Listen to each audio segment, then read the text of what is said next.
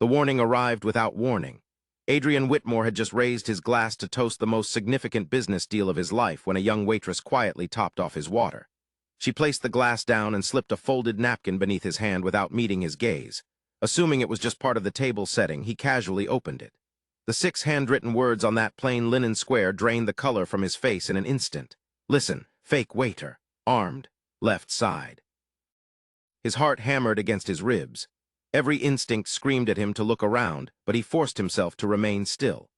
Across the ballroom, cameras flashed, a string quartet played softly, and hundreds of distinguished guests laughed and chatted, utterly oblivious that a single sentence on an ordinary napkin had just turned a glamorous afternoon into a desperate race against time.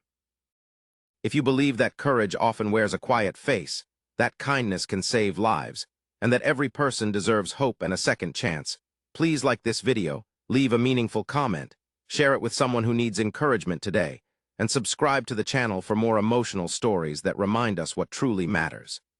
At 50 years old, Adrian Whitmore had built one of the largest clean energy companies in the country. Though celebrated for his business acumen, he was equally known for funding children's hospitals, scholarship programs, and disaster relief efforts.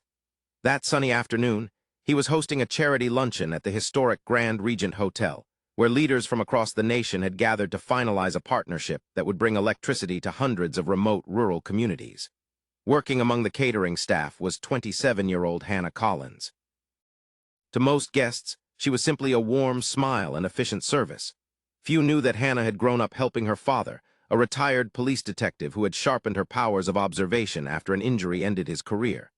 Instead of fairy tales, he taught her how to notice unusual behavior, memorize faces, and stay calm under pressure.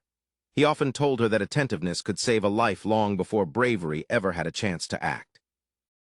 Hannah never imagined those lessons would leave the safety of their living room. As she moved through the ballroom carrying trays of drinks, she noticed a newly hired waiter who seemed out of place. His uniform looked correct at first glance, but his shoes didn't match those of the other staff.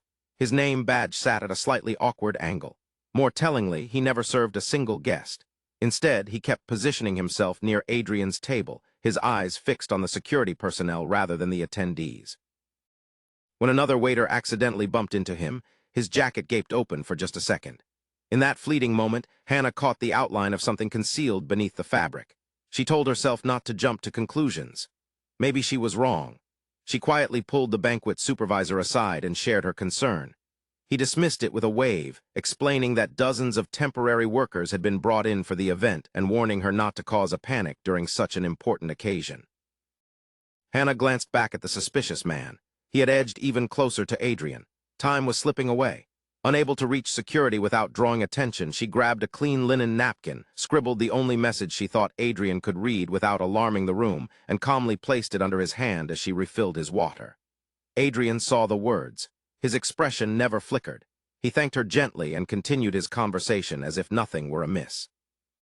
Years of steering massive corporations had taught him that panic often invites more danger than the threat itself. Rather than looking toward the suspect, he quietly pressed the emergency button concealed in his wristwatch, a discreet device linked directly to his security detail. While the guests enjoyed their lunch, plainclothes officers began drifting into new positions around the ballroom. One approached the fake waiter under the pretense of needing help in the kitchen. The man hesitated. Then he bolted. Security had him subdued before anyone nearby realized what had happened.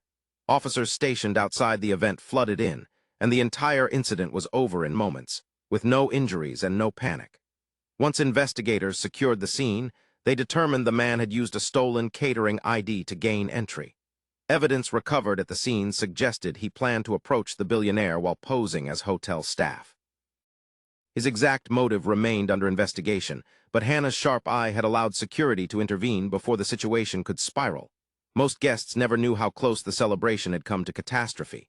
The charity announcement went ahead later that afternoon after authorities declared the ballroom safe.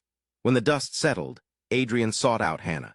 He found her clearing tables as if nothing extraordinary had happened. She apologized for disrupting the event. He smiled and told her she hadn't disrupted a thing. She had protected hundreds of people simply by noticing what everyone else had overlooked. Curious, he asked how she had spotted something that had escaped every trained professional in the room. Hannah shared the lessons her father had taught her, and admitted she had nearly ignored her own instincts for fear that no one would believe a waitress. Adrian thanked her for choosing courage over silence. Weeks later, he invited Hannah and her father to visit his company headquarters. During their conversation, he learned that Hannah had always dreamed of studying criminal justice, but had put university on hold after her mother's illness left the family buried in medical bills. Determined to help without diminishing her dignity, Adrian established a scholarship fund for students pursuing careers in public safety, emergency management, and community service. Hannah became its first recipient. She completed her education and went on to join a community safety initiative that trained hospitality workers to recognize suspicious behavior, respond calmly, and communicate concerns effectively without causing panic. Her workshops eventually helped thousands of hotel and restaurant employees gain the confidence to protect their guests through careful observation and teamwork. Adrian often attended the graduation ceremonies for those programs. Whenever someone praised Hannah's courage, she would remind them that heroes rarely wear capes. Sometimes they wear aprons, carry serving trays, and simply refuse to ignore something that doesn't feel right. Before this story ends, we would love to hear from you. Have you ever trusted your instincts and helped prevent a serious problem? Please leave a meaningful comment below, because your experience might inspire someone else to pay attention when something feels wrong. Years later, during another annual charity luncheon, warm afternoon sunlight streamed through the ballroom windows as Hannah watched a new generation of hospitality workers confidently serve guests while practicing the awareness skills she had once learned from her father. Adrian smiled from across the room, realizing that the most valuable message ever delivered at one of his events had not been written in a contract or spoken from a stage.